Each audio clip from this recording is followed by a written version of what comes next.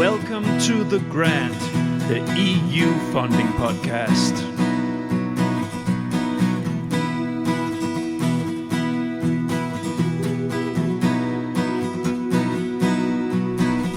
The Grant. My name is Niels Tuller Winter, and I'm the creator, editor, and host of The Grant. The Grant is an independent podcast initiative with the ambition to dig into all corners of the EU R&D funding system on topics of interest for the full EU R&D funding community. First, if you are in Brussels Friday the 20th of June, you are invited to drop by Place de Luxembourg for the Grant Brussels meetup. Come for a drink and a chat with me and other The Grant listeners. Go to thegrant.eu for more info and check in on the LinkedIn event. This episode is part of my funding schemes category. I have for a long time wanted to have the EUREKA Secretariat into the podcast, introducing their very popular funding schemes for SMEs, and especially Eurostars. It took me 1 year to get it in the box, but here it is, the introduction to the three most popular EUREKA funding schemes, Eurostars, Innowwide and Fast Track to the EIC Accelerator. Camilla Del Latte is Program Manager and Program Owner at EUREKA, and she has a solid overview of how the funding schemes work. And as you can see on the photos in the episode site on my platform, we did an in-person recording. Check it out. So, Camilla takes us through the structure of the programs, target groups, how to apply, evaluation regime, what happens when funding is received, and finally, of course, some do's and don'ts. An excellent introduction for SMEs and for SME funding facilitators. Please enjoy.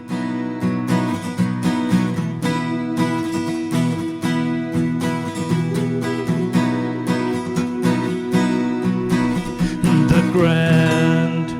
Welcome to The Grant, the EU funding podcast. Now, today I do something that I'm not used to, so you will excuse me if I have blubbers, if things not go as they normally do, and you might also reckon that the sound is a little bit different. It's an in-person recording. It's been happening a couple of times in this 170 episode long podcast that I've been in person. But normally I sit in front of a screen and look at people on a screen on my computer. But today I sit in person in front of my guest, and it's always very nice when I have this opportunity. And that's because I'm in Brussels these weeks. So I have finally grabbed a person that I've been trying to get into the virtual podcast studio for a year, since I was applying for a job here.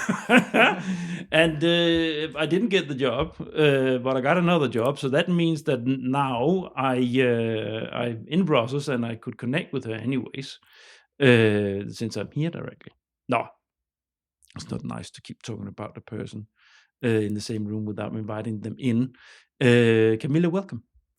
Thank you, Niels. Good afternoon or good morning, depending when you're going to listen this podcast. And I'm very happy to be here with you and to be in person. That's also very nice. Yeah, this would be very nice. So this is, as you can see from the title of this episode, we're going to talk about EUREKA. We're going to talk about the organization that handles a handful of funding schemes for research and innovation, especially for SMEs. Also, I applied for a job back then, right? Yes. Because it's within this field, so it fits. Camilla, before we do anything else, a few words about yourself. Yeah, sure. So my name is Camilla Del Latte, and I'm the operation manager for Eurostar at EUREKA. And in particular, I work for the EUREKA Secretariat that is based in Brussels. I make the difference between EUREKA and EUREKA Secretariat because the EUREKA Secretariat is the Secretariat for the EUREKA network. That is a network composed of 37 national funding agency and ministry that support international cooperation in research and development. And where I work here in Brussels is the Secretariat, so we implement program and we support the network in their activities. So I think it's an important differentiation. Yeah. And we sit here, we look at it, so you have the nicer Cantonair, Parks and Cantonair just outside the window. It's a very nice view you have here. We do have a very nice office in a very nice location. People who knows Brussels, so we sit here at metro station Merode, just in the beginning of Avenue Tavure, and it's very nice. Camilla, we're going to have a presentation of not everything you do, but some of the things we do, and we will try to present the most important, or the funding schemes that you yourself have prioritized for this conversation? Yes. Look at 3, but the main weight will be on Eurostars, which some of the listeners might know.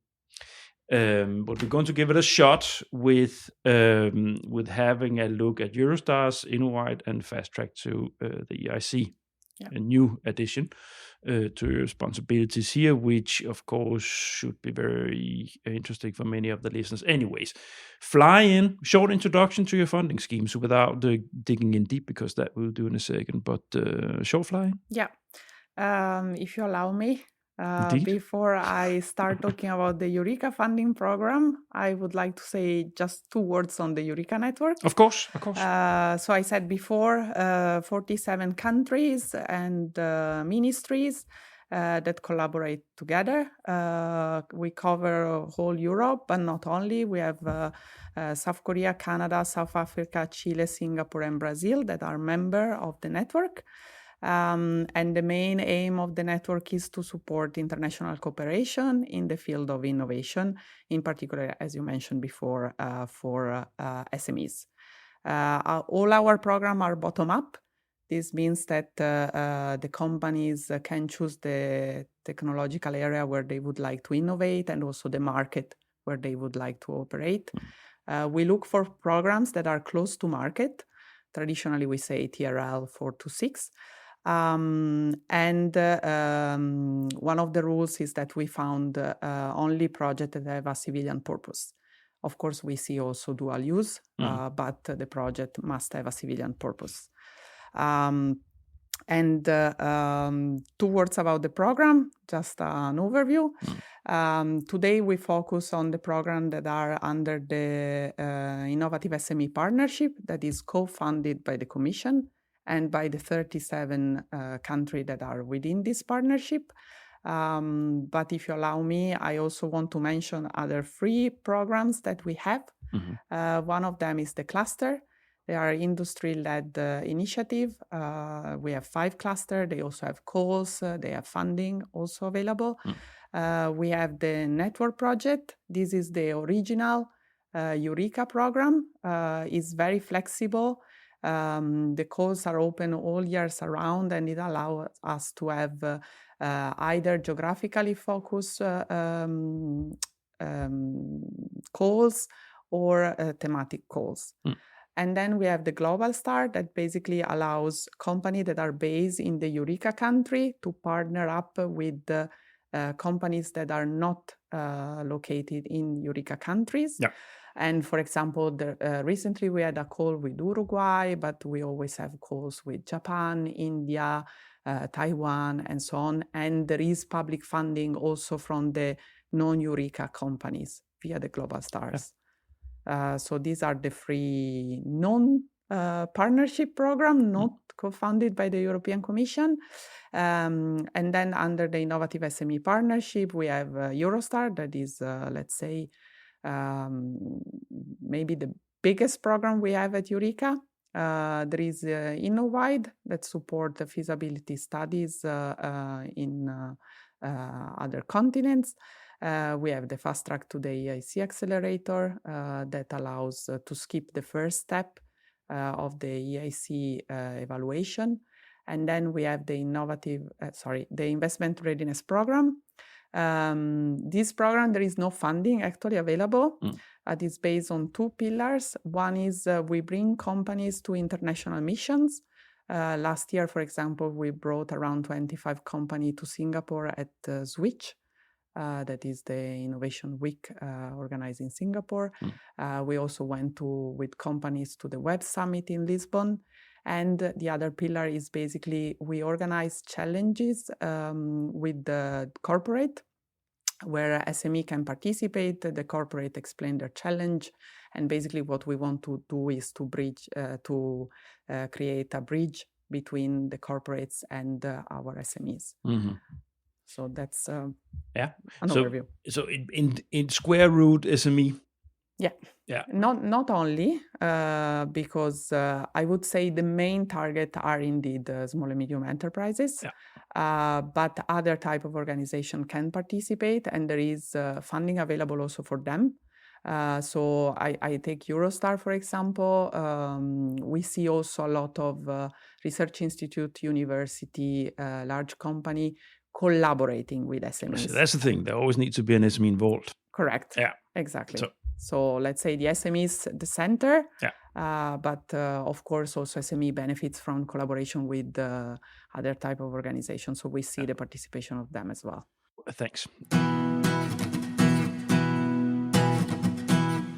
Now, next blog, this is a standard format that I have when I introduce funding schemes. So, and that confused you a little bit. Of course it did, because here I would always move into, so what is the EU's motivation to handle this? But this is not the case, because this is not an EU funding scheme or a funding administrator.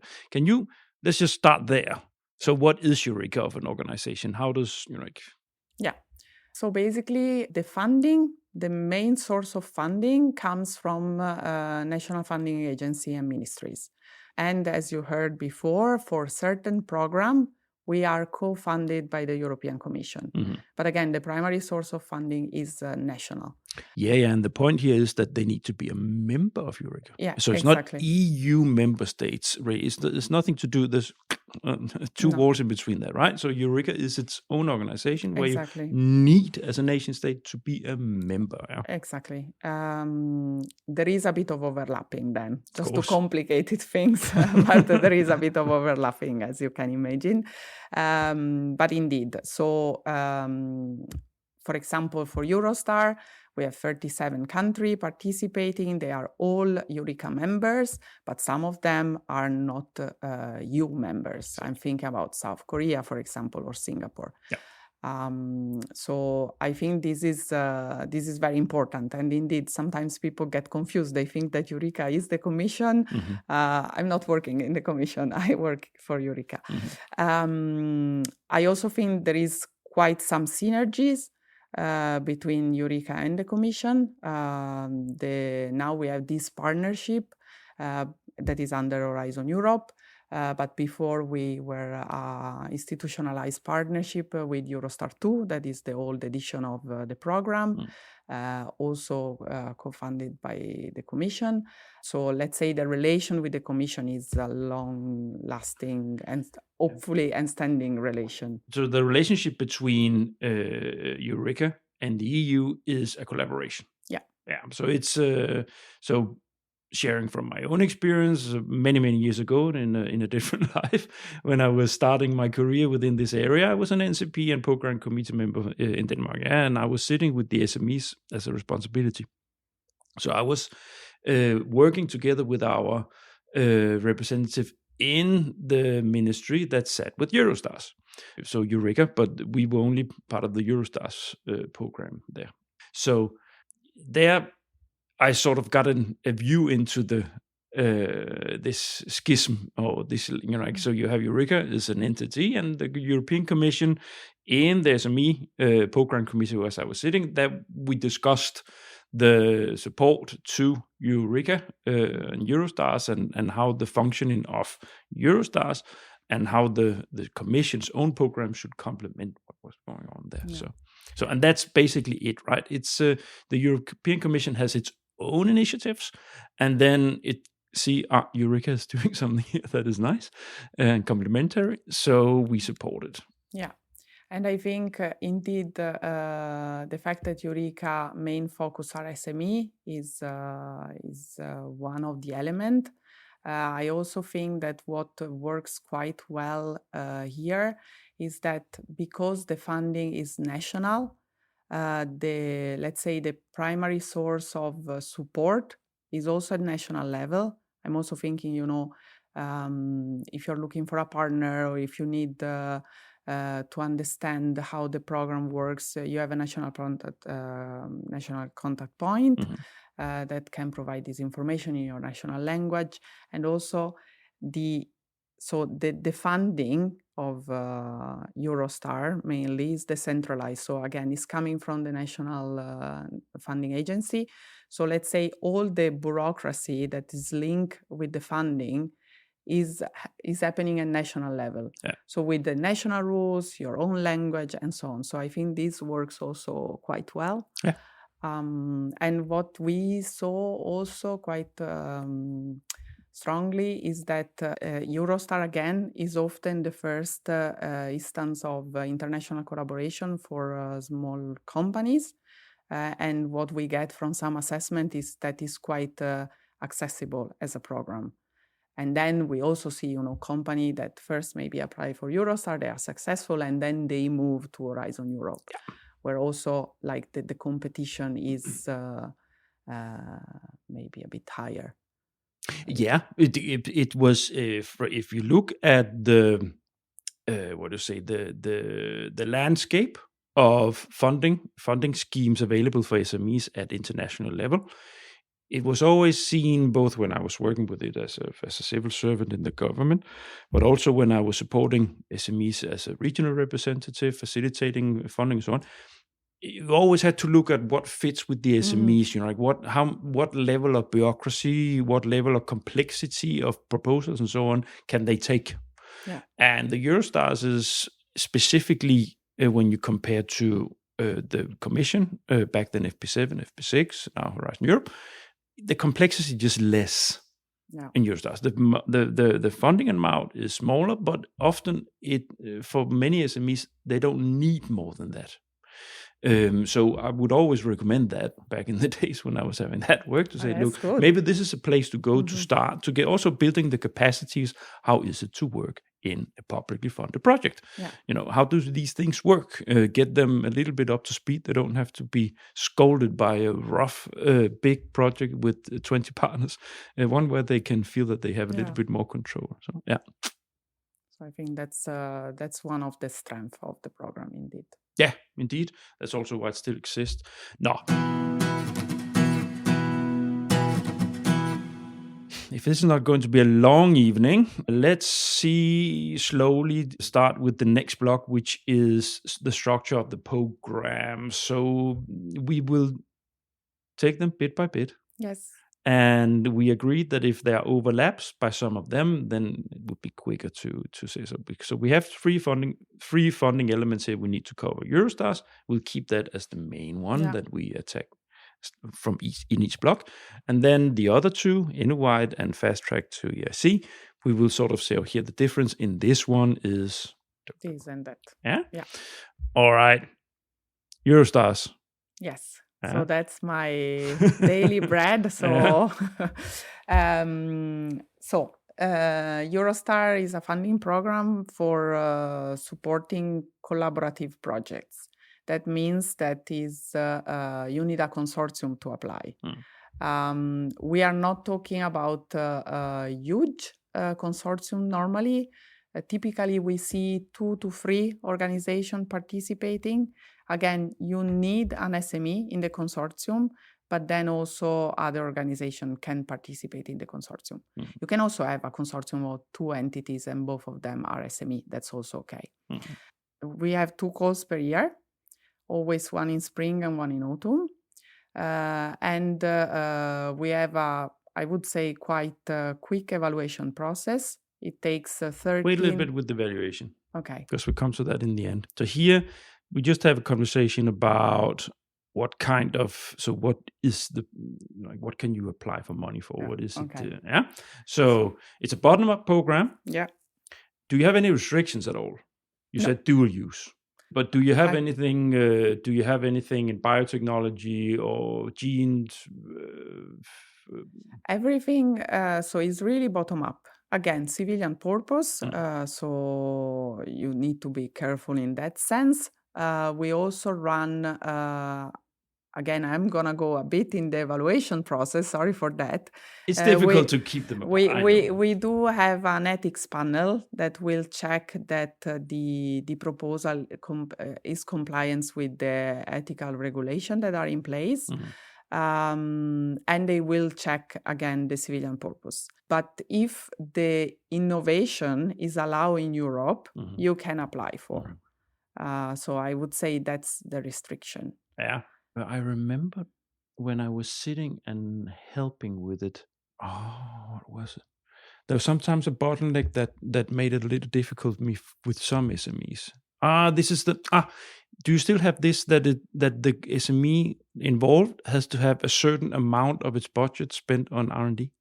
This has changed. Okay. Compared, this was in Eurostar 2, true enough. I remember this, that was something that put me a little under pressure with this. Because of course, we are still talking about research and development. Yeah. So Eurostar doesn't fund basic research, for example. But we wanted, when we moved from Eurostar 2 to Eurostar 3, we wanted to enlarge our target group. So now we are talking about innovative companies. So as long as you can prove that you have an innovative concept, an innovative idea, then you can apply. With a but, in the sense that what is very important is, again, to check at national level what the national funding agency give money to. Yeah. So there must be a component that is a bit research, but you don't have to demonstrate that you have a certain amount of money spent yearly on research and development. And here let's just flag that while we have it. So you apply. We will also get back to how to apply, but you apply nationally. Yeah, you apply. No. No, how is it? You apply here, yes, but you need your national administrator, so the member needs to have an allocated budget left. So it works like this. The application is centralized. So you apply, let's say, at EUREKA Secretariat. Yeah. So we are the one managing the submission phase. Of course, your country must have some Eurostar budget, but this is true for all the Eurostar country, what we call Eurostar countries. Once your proposal go through the evaluation that is run here centrally, then we have a phase where we have projects that are proposed for funding, and then these projects are coming with partners from different countries, and then the country allocate the budget. They must follow the list that has been generated centrally, so it's not that they can cherry pick. But it happened sometimes that, let's say, the Italian ministry has still money, but maybe the German has run out because has more project in the list. And then what happened is that that project might not be funded because the German ministry has exhausted the money, and so the German partner will not receive public funding. So it's like, basically, the evaluation is centralized, but the funding is decentralized. Exactly, yeah. So again, if I may, what is very important always before applying is to contact the national project coordinator at national level and ask everything that is related to funding. So there are no surprises after. So, and this is in relation to what we're talking about here, what you can get funding to and how to check that. You need to check locally. Yes, correct.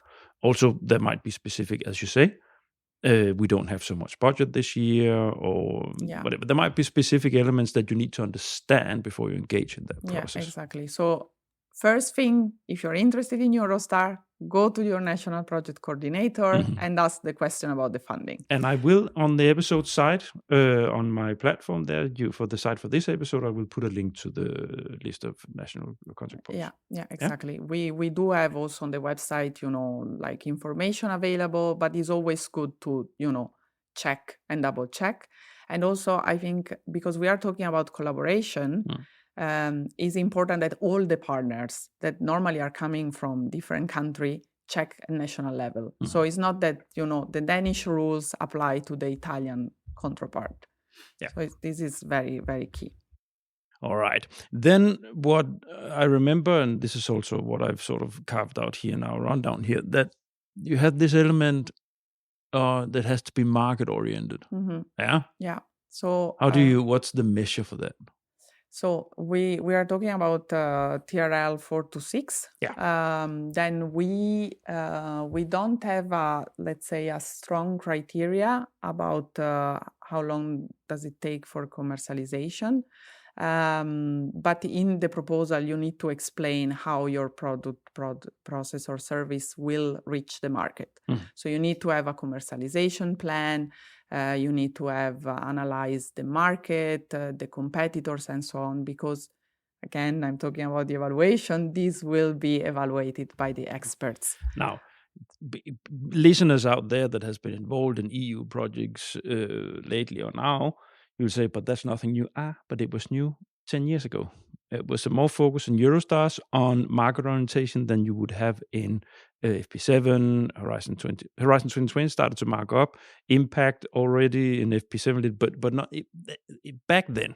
Eurostars was a little bit at the forefront with in a way, yes. forcing the applicants to being market oriented. So yeah, but this is still very relevant. So that's why it's still there. Yeah. So you can, as you mentioned, and as we also said in the beginning, it's a program focused. You have to SMEs. Need to be an SME there. Does it has to be the SME that comes with the idea? Or can they apply in a consortium where a research organization has the idea? So the SME needs to be in the lead of the project. So they have to be coordinating. Yes. Yeah. They are the coordinator of the project. Yeah. We don't ask where the idea is coming from. Okay. So let's say this is a bit the consortium business, how they...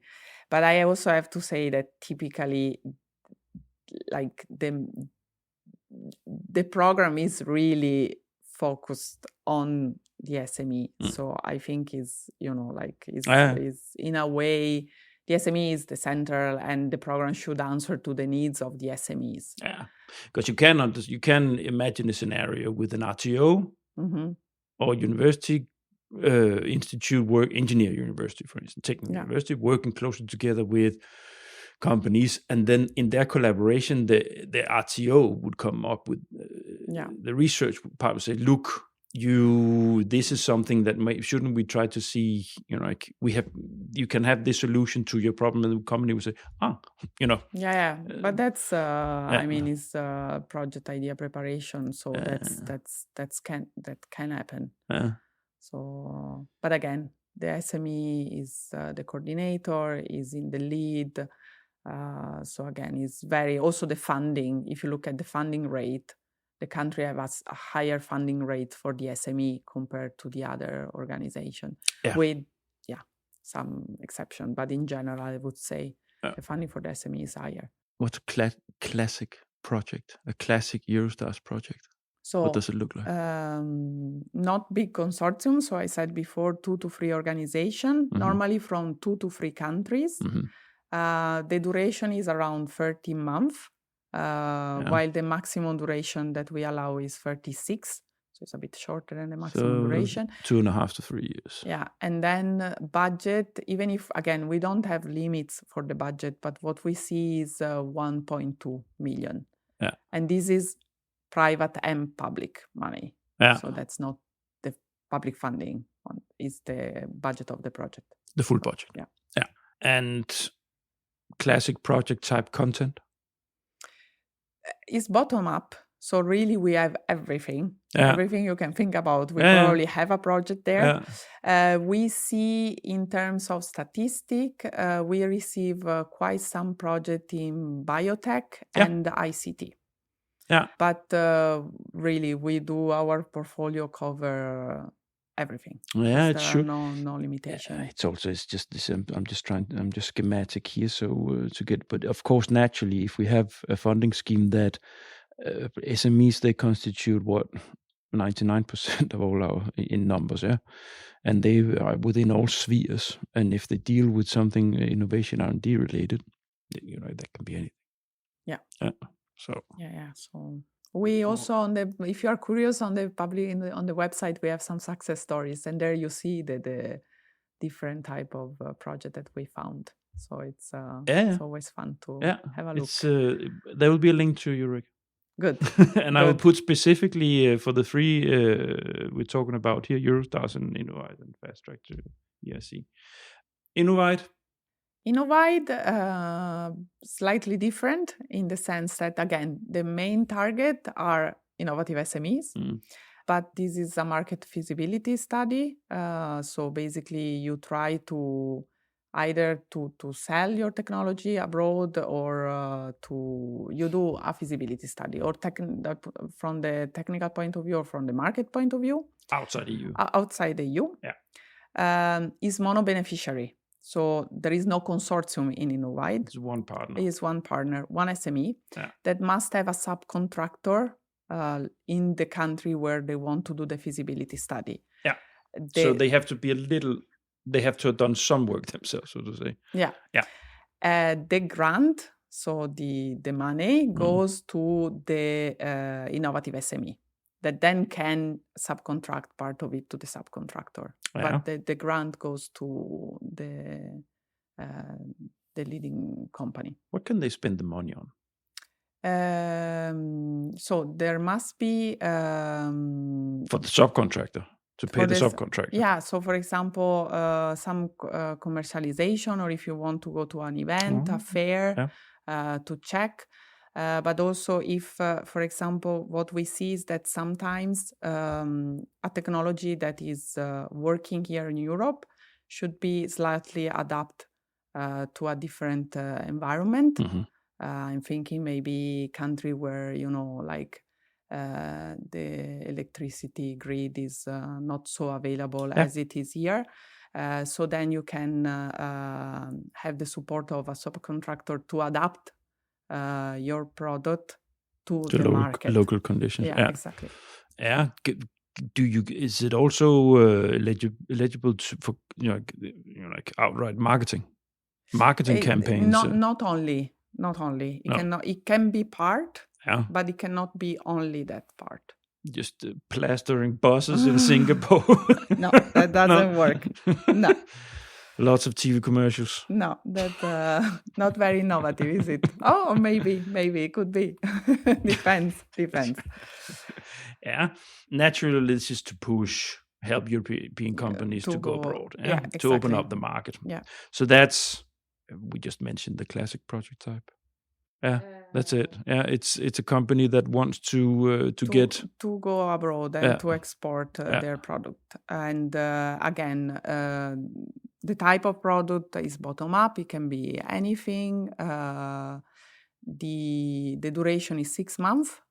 Because that's basically the limit. Yeah. And we also, in terms of geographical, where the company wants to go, is quite well spread around the world. There is a bit of... Are there things they can do?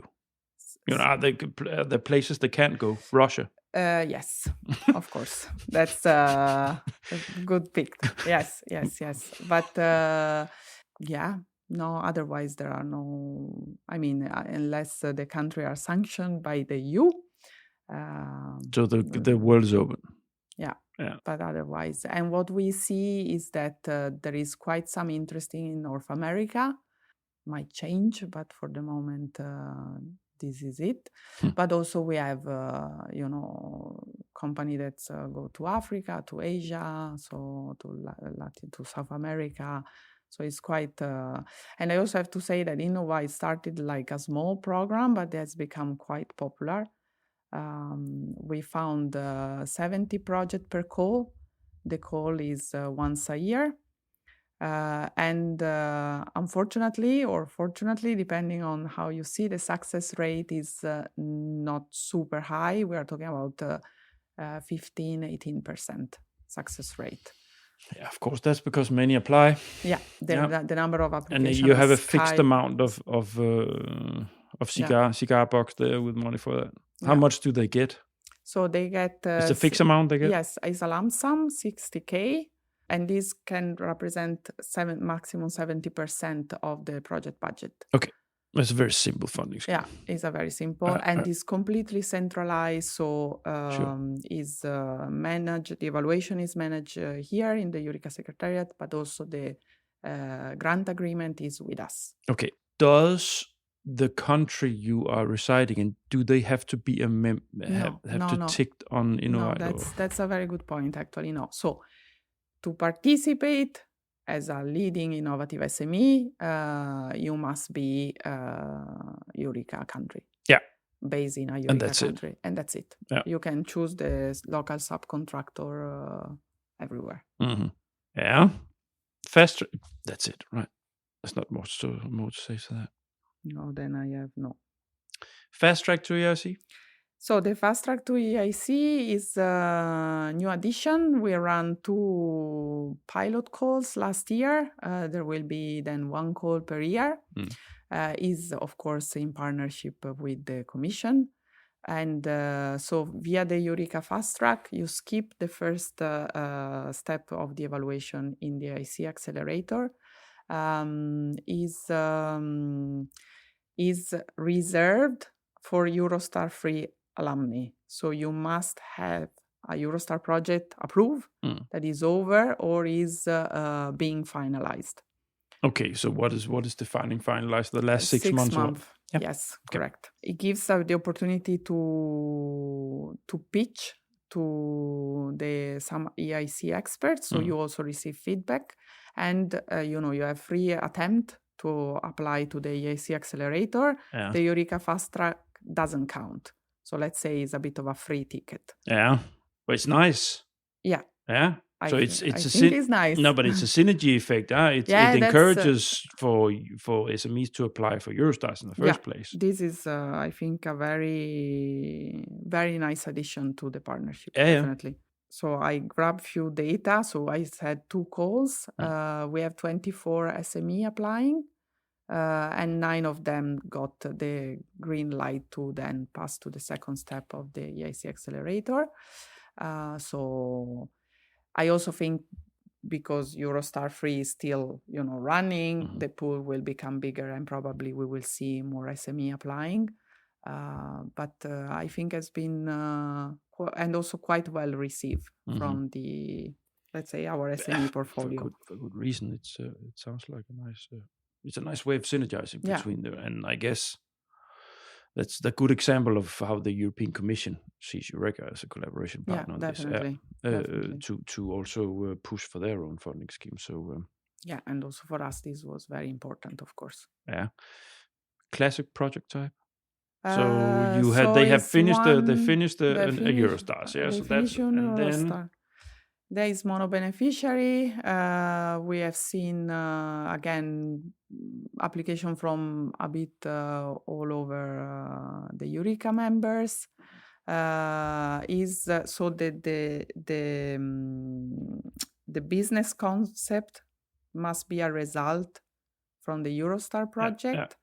So again, it's bottom up. We had a bit of everything. I have to say we have seen bio and ICT, but it follows a bit the trend of Eurostar.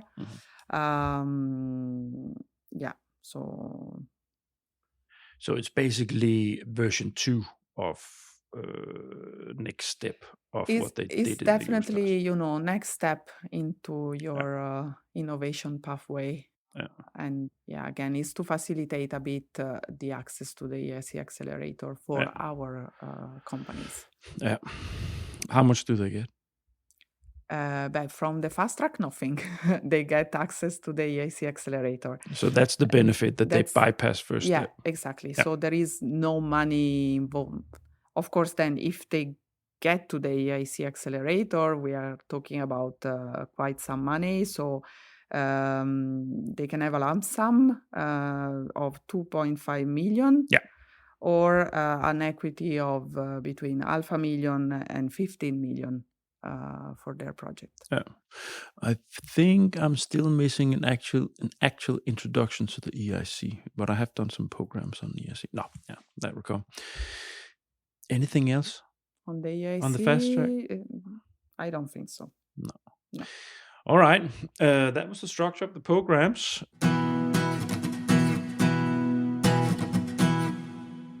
Let's move on to the target groups.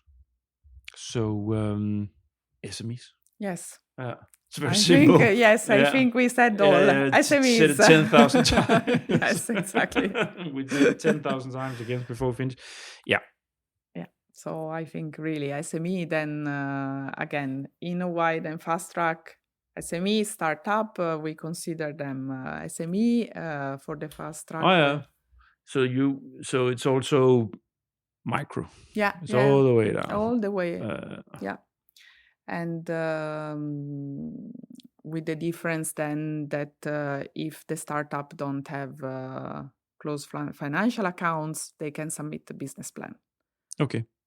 So we see the participation of SME both in startup both in Eurostar and Innowwide. Yeah.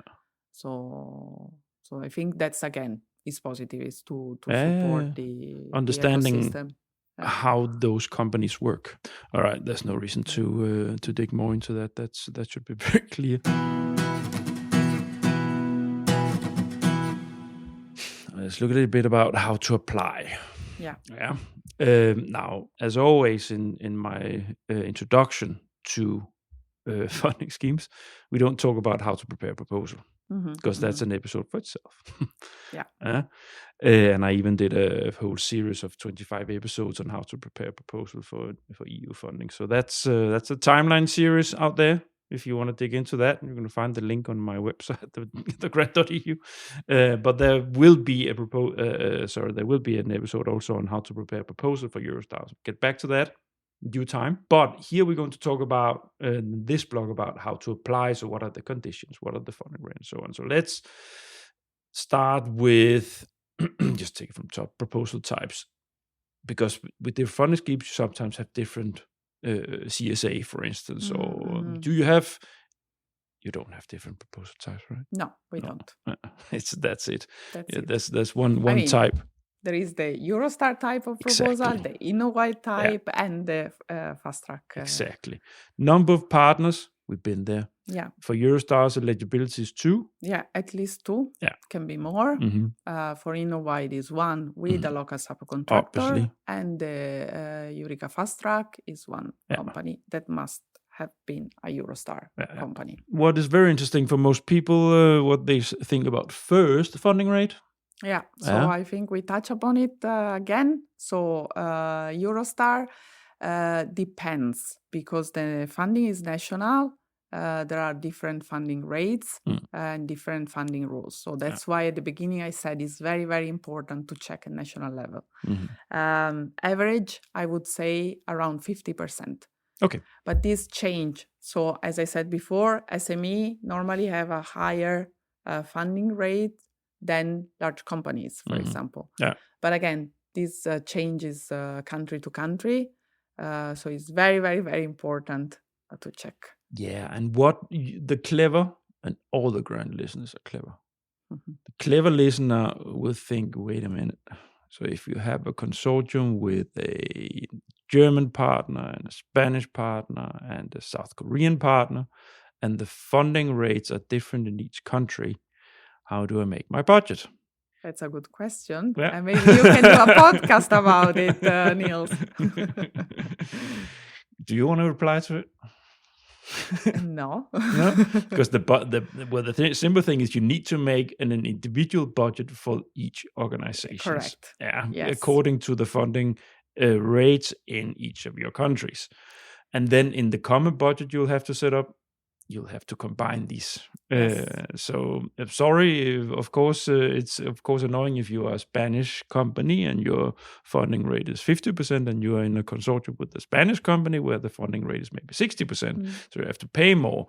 But that's just the conditions for this funding scheme. So that's what you need to understand when you enter into this. If that's unacceptable to you, you need to find somewhere else to find your money. Exactly. Yeah? Oh, that's it. And then on the budget, is also important to check because we have 2 eligibility criteria we touch upon later, but there are 2 eligibility criteria that are linked with the budget.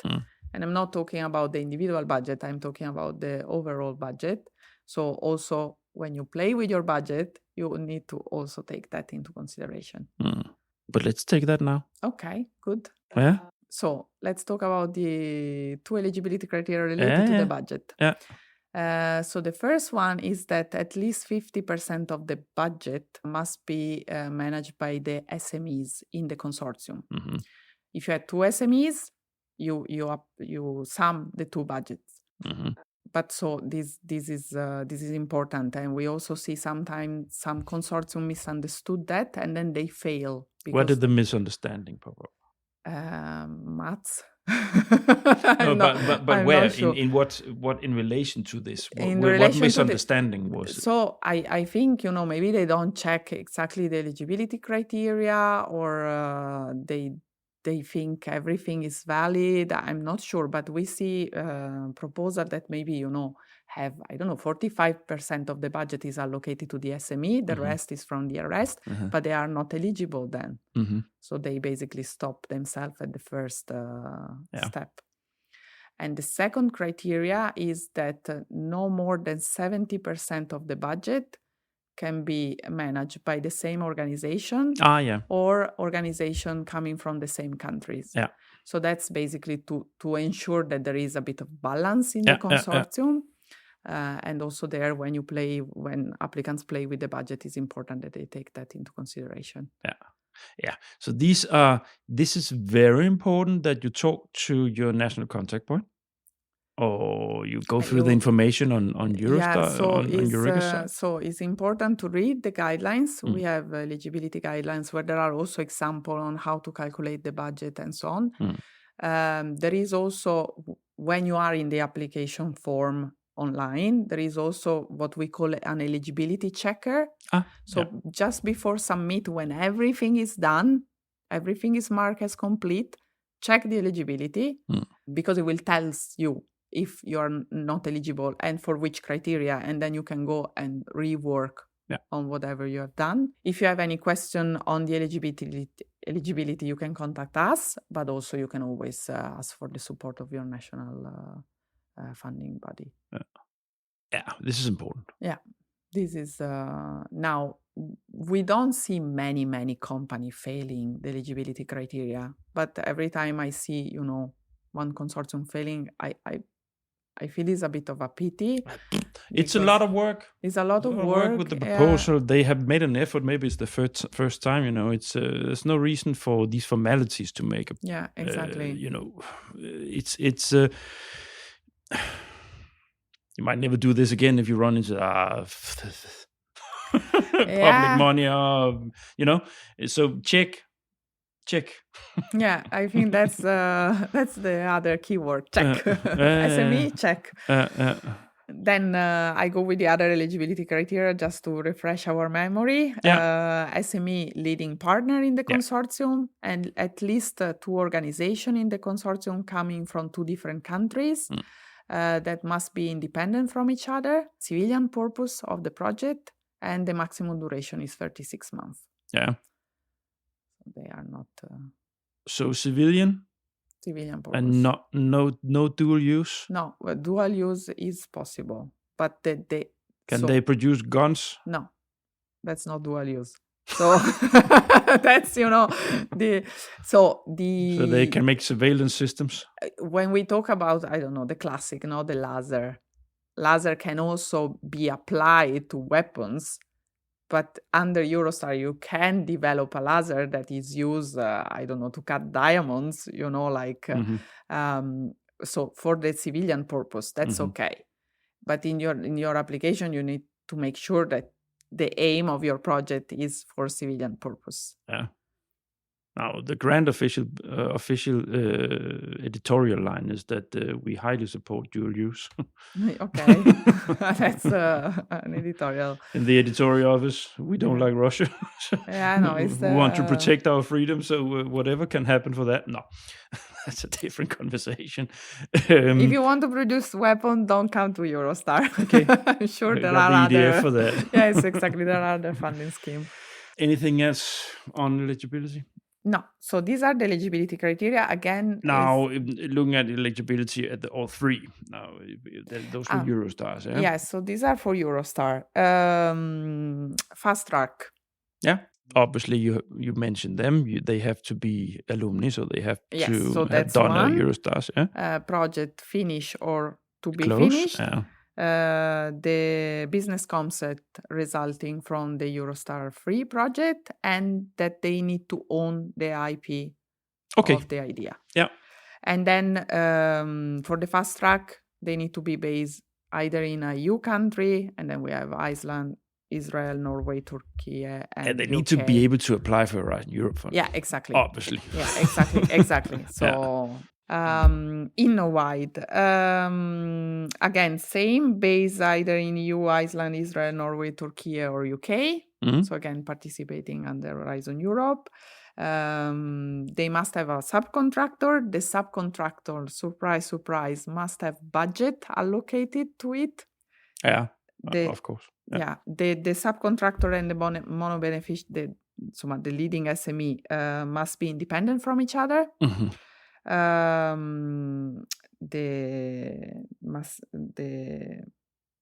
The main applicants must be an SME, and the minimum project cost must be 86,000 euro to ensure that the 70% funding rate is met with the 60K Okay, grant. I understand. Lump sum. Yeah, because it's a fixed amount. Yeah, exactly. Yeah, so they have to sit and, but they have to sort of adjust so it fits, basically. You can ask for more, but you cannot ask for less than 60K. Yeah. No, sorry. That's completely wrong. No, Your it's a budget. fixed amount. Yes, So exactly. the budget can be as big as you want it to be, Yeah. and then it can cover Yeah, that exactly. amount. Yeah, got it. Yeah, Eurostars, and we just discussed that. What is funded, not funded, everything basically, except if you want to shoot people. Yeah, exactly. Kill people with something. Anything else? No, funded, not funded. And we also discussed that in the other two. Size of proposals. We also Yeah, talked about kind that. of. The amount we just covered. Proposal structure. No, we're not going to talk about that because that's exactly what we're not talking about in this program. The proposals you're submitting. Yeah. Yeah. You have my best guess. You have a template. We have a template online available. Mhm. It's in Word, so you can start working whenever you want and look at the application. We also have guidelines where we point out the question and what you should cover in the question. And the platform is open for 2 months before the application deadline, so you also have time to prepare. Oh, that's actually a good question. So the template is multi-annual, right?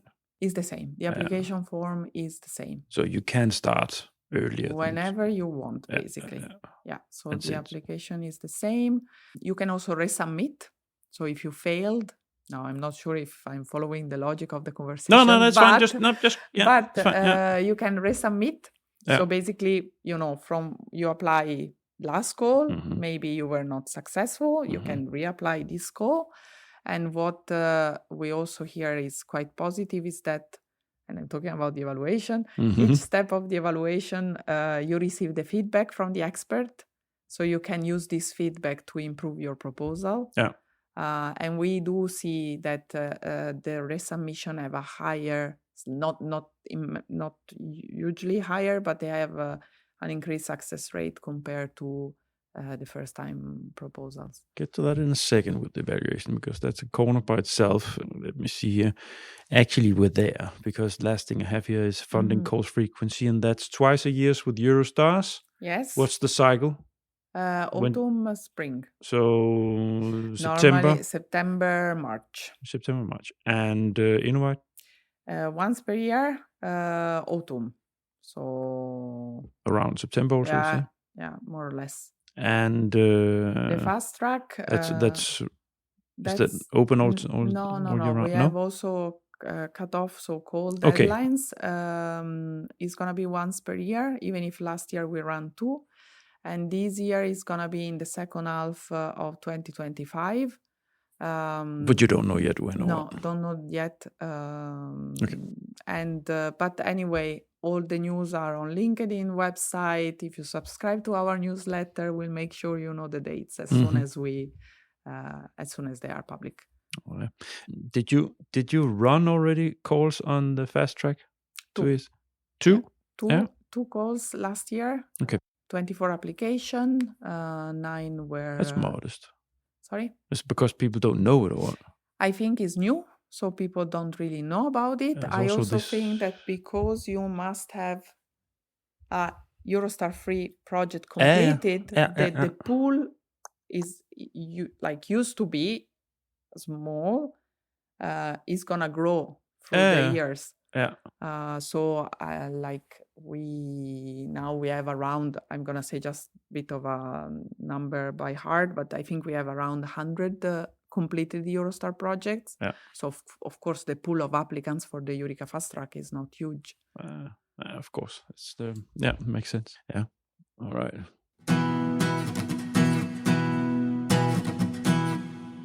Getting closer to the end. Yes.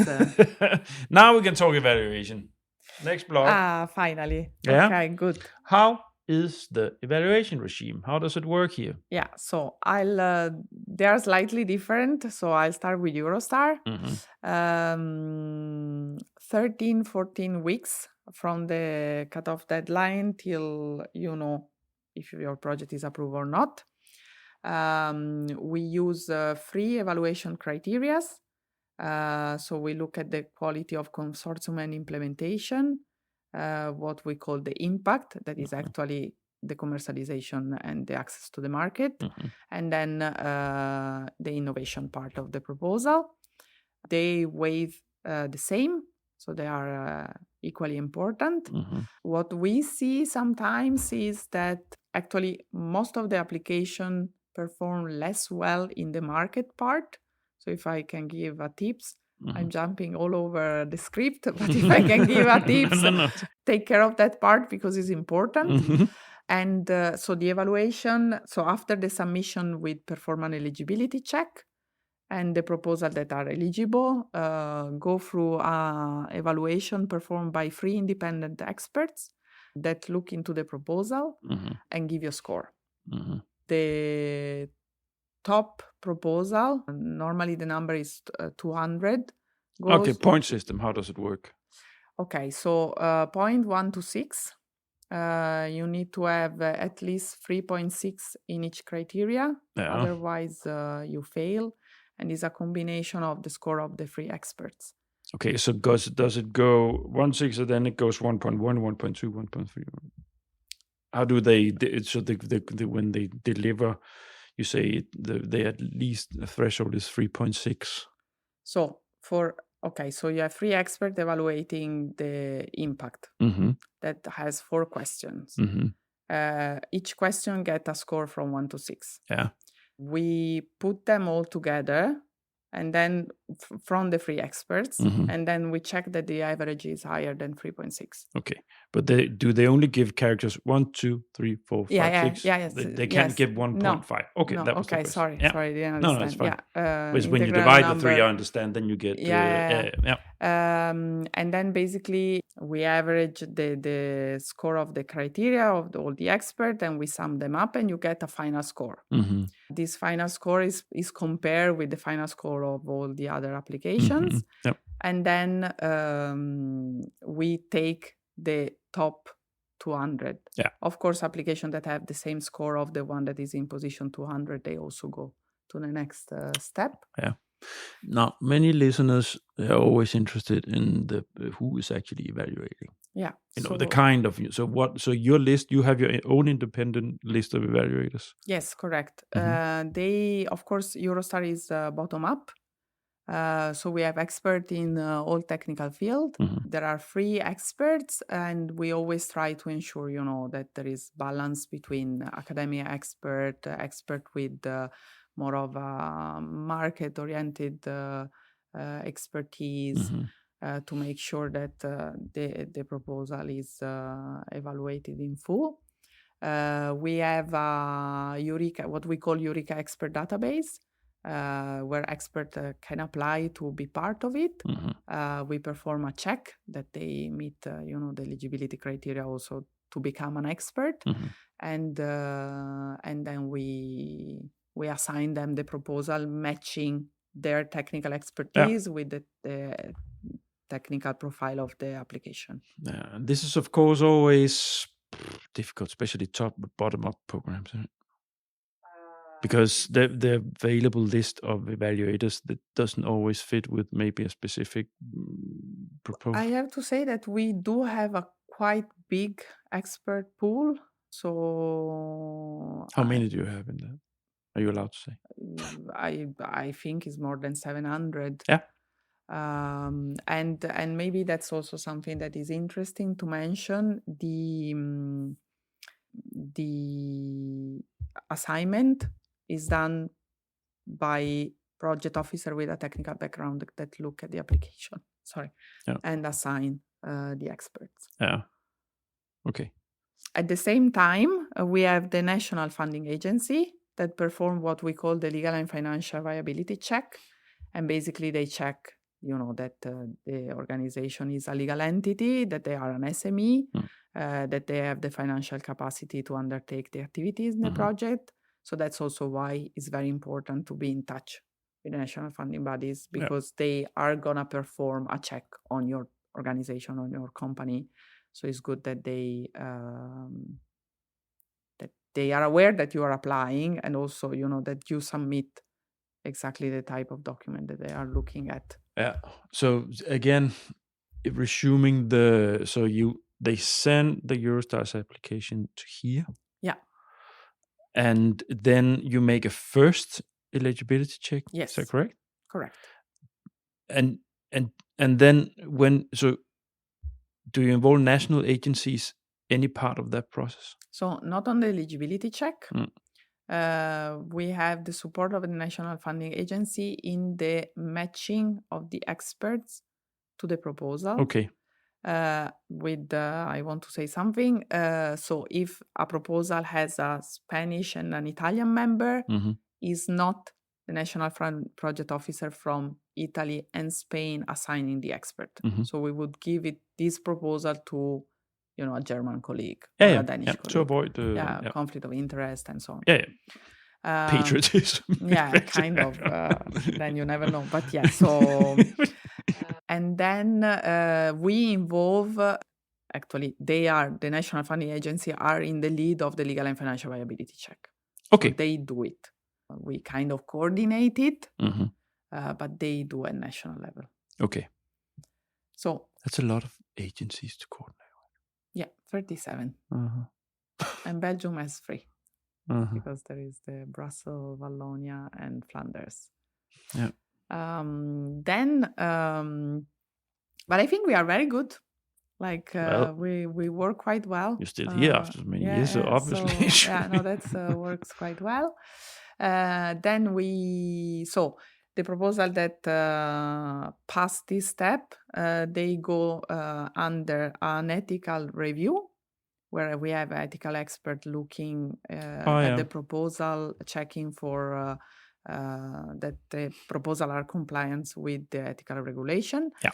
They normally they also give a status to the proposal, so either is ethic clearance, and that means that there might be ethical issues, but they are mitigated well and so on. Then we have conditional clearance and no clearance. Conditional clearance means that the project, if approved, might need to provide some documents. But it doesn't stop the project. Yeah. It's just, making sure that they are following the regulation, and that if permit for testing on animal is needed, they have it and they submit it to us. Yeah. And then we have the no clearance that stopped the project. But I have to say, in the entire Eurostar 3, and now we are at call 8, I saw one no ethics clearance. Okay. So it's very, very rare. But of course, I guess for the company, it's very unfortunate. Well, yeah. But and they also double check the civilian purpose of the application. Yeah. So that's there are people looking at it. And in parallel, we have the independent expert panel. So it's a panel of experts that look at the proposal, and they basically they compare the proposal. They also base their assessment on the feedback from the previous experts, and they compare the proposal, and then they group the proposal in different groups. We have group 6, that is the best proposal, very high quality, and these are automatically funded. Then we have the group 5, that is like the proposal that are good, but where the the game of the funding that we were describing before can happen. So basically, maybe one of the partners has exhausted the funding, but the other country has it. So maybe that project is out because there is no more money, even if it's still a good proposal. And then they also rank in group 4 proposals that are not proposed for funding. So they are not deemed of high quality enough to get public funding. Okay. Once this is done, then there is and this is run centrally. Then once we have these groups, the National Funding Agency comes into play and they allocate the budget. Yeah, according to how much money they have. Basically. Exactly. Yeah. And then the company receive a notification saying, okay, your proposal has been approved. And if it has been approved, then the grant agreement negotiations start with the National Funding Agency. So the contract is signed between the company and the funding agency. So you will have to sign contracts for as many partners as you have, so to say. Correct. Yeah. Correct. Okay. Do you help with that? Sorry? Do you help in that process or? No. Us, no. Of course, the National Funding Agency do. Of course, like we can, if there is a problem, we can also be contacted and then we will reach out to our colleague at national level and check what is going on. But this is very much a national matter. Yeah. So I would say very similar scheme for Innowwide, with the difference that the grant agreement is signed with the EUREKA. Yeah. But there is remote experts, what we call remote experts, so technical experts. How long are those proposals? Pages? So Eurostar can be quite lengthy. I would say average 50. Yeah. Innowwide a bit shorter, around 30. I'm averaging. Fast track is much smaller. Yeah. Or 10 or yeah, something like this. And so Innowwide, the grant is signed with the EUREKA Secretariat. Fast track is slightly different because there is an application form, and we also ask companies to provide a slide deck, around 10 slides, to present their project idea. Yeah. And basically there are experts assessing. So the first everybody runs an eligibility check. And then for the fast track, we have experts looking at the proposal. If they think it's a good proposal, then there is a pitch session with the experts. Yeah. And this is where the slide deck will be used in the pitch. So to support the companies in pitching themselves. Yeah. And then they get the green light or not. Okay. And there is no grant agreement, of course. No. Then with the fast track, what we do is that we inform SMEs. So who is evaluating that? The fast track. EIC experts. Okay. Yeah. So it's in their corner. Yeah. Yeah. Okay. Yeah. But employed by us. Yeah. So you facilitate it basically, and then they evaluate it. Yeah. Like here in EUREKA Secretariat, we don't evaluate anything. We facilitate. We organize the work of the expert. Understood. We make sure that they have the information.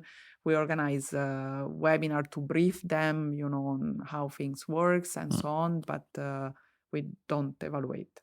Also because, for example, I don't have a technical background, so I'm not in a position to evaluate that. We're paper movers, Camilla. Huh? We are paper movers. Yes, kind of. It's still fun, isn't it? Yeah. And maybe still on the evaluation. Yeah. So I mentioned Eurostar, 3 evaluation criteria, quality of implementation and consortium impact, so the market and innovation. Fast track, only innovation and impact, same wave. While for Innowwide, so same criteria as for Eurostar, so quality, market, and innovation, but the market is slightly more important, and is wave 40%. Yes. Yeah. Money is given to that. So yeah. So makes sense. Yeah. Is that it? Don't have any questions for this anymore. So that's we're moving closer and closer. Next block. So when the funding is received. Mm-hmm. So what happens? So time to contract. So you mentioned they have to negotiate individual contracts.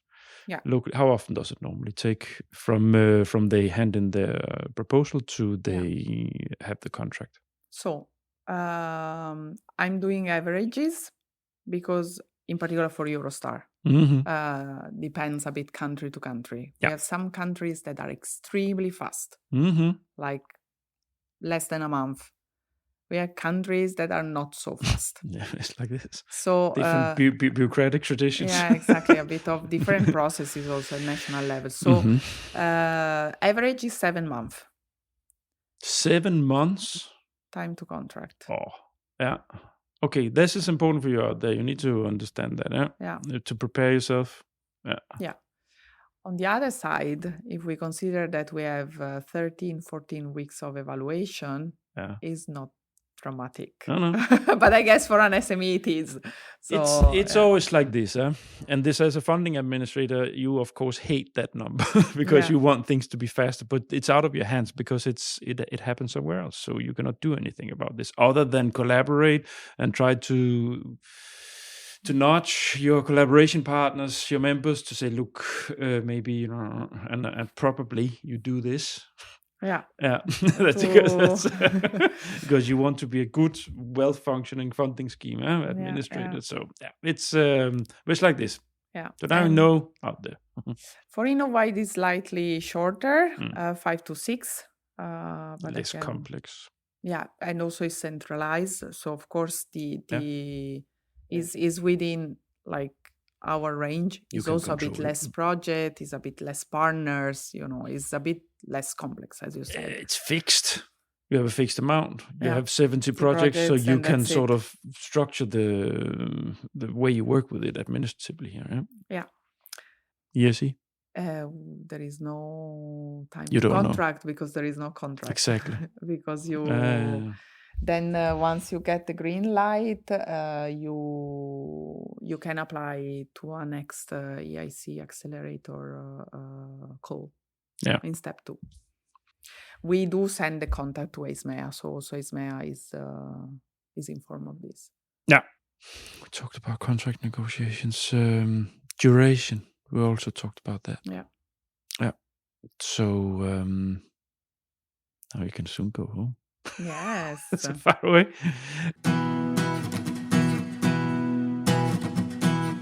Do's and don'ts, tips and tricks. Yes. Tips. But I think we mention it a lot of time, but I think it's very important to contact the national project coordinator. Did you hear it? Contact the national contact points. Yes, do that because I think it's really the first step. It's the first step. Also, if you're wondering which is the EUREKA program that is good for you, is important because the funding is coming from them. In many countries, there is support. They can help you find a good partner. They can help you in preparing the proposal. So I think really use that because it works. I also think the other very important thing is to make sure that you read the guidelines and that you understand the guidelines, so you avoid the what we were discussing before in the eligibility for the budget, for example, because it's a pity. And also, we do have the guidelines for the experts available on the website. So I always think is a good tip to go, it's a good go there, look at what we ask the expert to look in the proposal and put it in the proposal. So you make sure that the expert have all the valuable information available for them to say the proposal is very good. What I would do, taking as advice out there, I would take these 2 documents and then I would throw it into the ChatGPT. And then I would take my own idea of project, what I wanted to do, say, what do I need to be aware of when I approach this? And then try to let that up, because I know, and Camilla here knows, because she deals with it every day. Companies, they say, I don't have time for it. Yeah. So, and then NCPs are good, but if it's a young NCP and experienced, they might forget something. Take the documents that are there, throw them into the machines that can help you ask it the questions you want to ask, and make it sum up what you need to be aware of if you want to apply. This I think is important. And then just another little thing. After your project is approved, we'll ask you to submit a consortium agreement. So that is an agreement between the project partner. I'm talking about Eurostar now. Yeah. In this consortium agreement, you must describe the intellectual property. Yeah. Discuss this with your partner before applying. Again, not a lot, but few consortium fail at that phase. So, they get all the evaluation done, the project approved, the money are available, but then they cannot agree on the IP, how to share the IP. Again, I think start this discussion early. Actually, it's often when I have these conversations about presenting funding schemes and so on, it comes up in the end. But it's actually one of the things that you want to, that I have always, as a professional, when I've been helping and supporting people, say, look, take the difficult discussions first or early. Yeah, early. So you know where your positions are. If you have overlapping, then you go into a boxing ring and sort it out, whatever.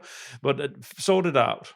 You need to sort it out. Yeah. Because this is some of the most tough conversations and negotiations I've been having in my career. When we reach to the IPR, right behind the budget negotiations, and sometimes, but IPR is really, because that's a core of everything. That's square root. This is what you need to get out of it as you move on. So it's just, Yeah. So I think this is very, very important. Mm-hmm. Thanks for mentioning it and reminding me about that. So. Anything else? No.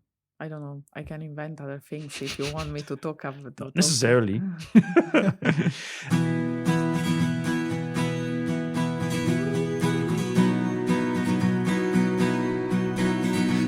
Grant. So we reached to the end. They always have the toughest challenge.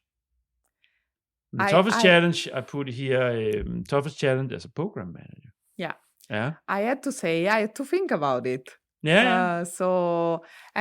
I think, and I would be also curious if you share this with me, Niels, because we work in a similar sector.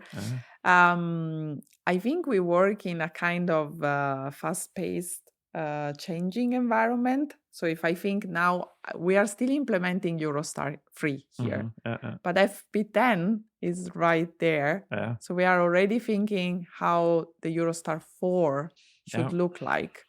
It's the same. Before we were talking about country associating to Horizon Europe. That's good news, but it has an impact on what we do. And also working for an international network, of course, also like geographical facts or crises or whatever have an impact on the daily job we do. So I think that remaining flexible, within still procedures and rules and, like EUREKA as a governance structure is sometimes challenging. I think is also what makes the job interesting. Otherwise, it would be very boring.